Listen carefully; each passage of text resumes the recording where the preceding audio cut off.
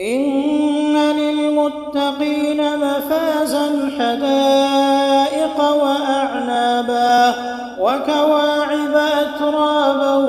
وكأسا دهاقا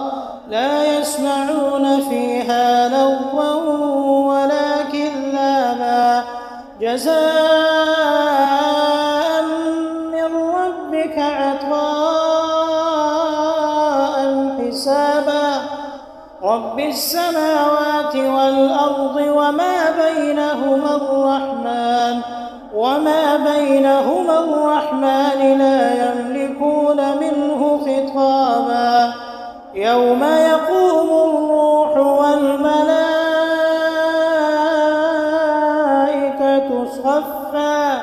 لا يتكلمون إلا من أذن له الرحمن وقال صوابا ذلك اليوم الحق فمن شاء اتخذ إلى ربه مآبا إنا أنذرناكم عذابا قريبا يوم ينظر المرء ما قدمت يداه ويقول الكافر